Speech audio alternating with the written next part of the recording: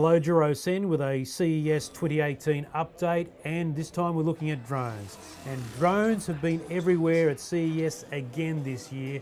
The pace of development when it comes to drones has been staggering, moving quickly beyond aerial photography to other technical disciplines and, of course, recreation.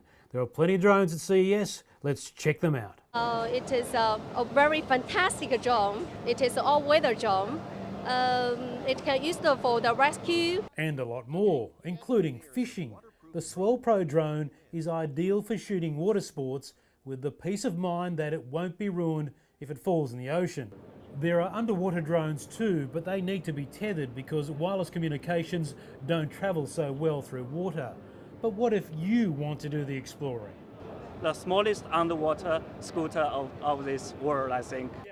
The White Shark Mix apparently moves as fast as a champion swimmer. The fastest ever recorded is over 8 kilometres an hour, by the way. It might struggle with bigger passengers though. It's small enough for carry-on baggage and will stop once you let go. And you can attach a GoPro. If you're keen on drone racing, already a big sport in America, this won't do too much damage. It's a really fast micro drone, probably one of the fastest in the world. And it's really easy to fly. And the day we'll be flying in one of these is getting closer. The Volocopter flew on stage during Intel's presentation.